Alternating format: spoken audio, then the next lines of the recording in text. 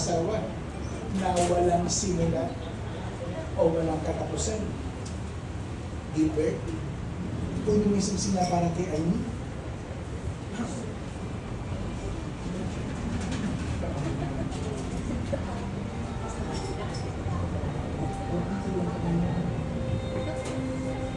sasabihin ko sa Baby. gusto ko mo ang sinisingay ko bilang tanda na aking pag-ibig Bilang tanda ng aming pag-ibig at katapatan sa iyo. at pagmamahal sa iyo.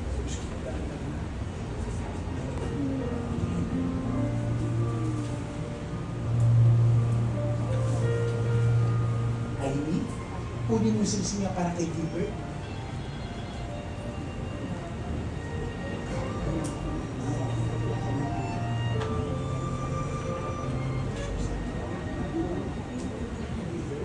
Gilbert, Gusto ko mo ang sinisingay ko isuot mo ang singsing na ito bilang tanda na aking pag-ibig bilang tanda ng aking pag-ibig at katapatan sa iyo. at katapatan sa iyo.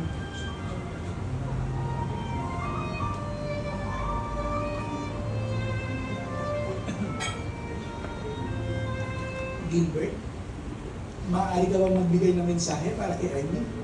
Short message. O kaya kung meron kang wedding rose para sa kanya.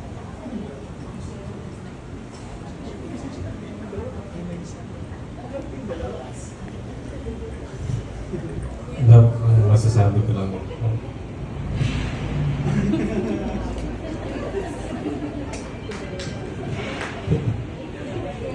Ang masasabi ko lang, mamahalin kita habang buhay. Gagawin ko lahat-lahat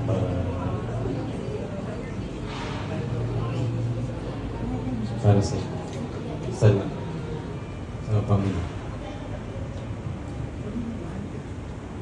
Mahal na mahal kita. Okay, sige. Papa, si Gilbert.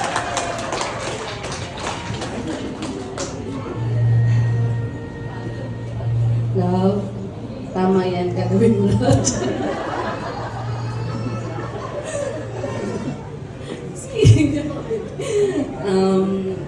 Thank you. Thank you sa lahat. Thank you sa pag-accept sa akin. And sa daughter ko.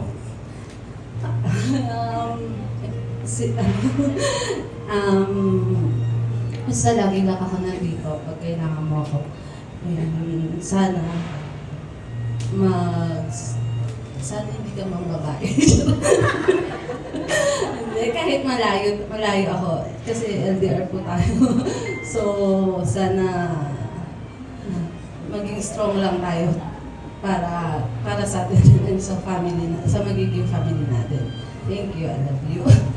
Sige pa na pangasan.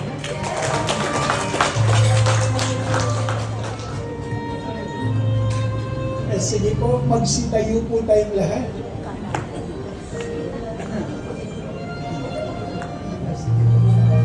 Ipanalangin po natin ang kanilang maligayang buhay na pagsasama. Pagpalain ang kanilang kasal o Panginoon habang sinisimulan nila ang kanilang paglalakbay sa daan ng buhay ng magkasama. Hindi natin alam kung ano ang mangyayari sa inaharap, ngunit tulungan nawa sila na gawin ang pinakamabuti sa anumang paraan. Tulungan silang patuloy na magsaya sa bawat isa, tulad ng ginawa nila noong una silang magkakilala. Tulungan silang magtanto na wala o walang sino man ang perfecto at gawin ng mabuti sa lahat ng bagay at lahat ng tao kasama ang kanilang mga sarili. Tulungan silang igalang ang mga gusto at hindi ng bawat isa, mga opinyon at paniniwala. Tulungan silang matuto sa isa't isa at tulungan ng bawat isa na lumago ang pag-iisip, emosyonal at espiritual. Tulungan sila magtanto na kahit anuman ang mangyari sa kanila, ay kakapit sila sa isa't isa at malaman ang mga bagay ay may paraan para sa ikabubuti ng lahat.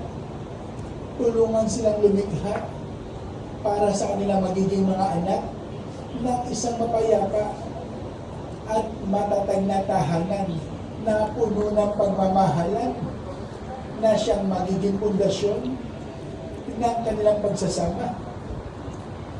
Ngunit higit sa lahat, mahal na Panginoon, tulungan silang panatilihin ang ilaw ng sulok ng pag-ibig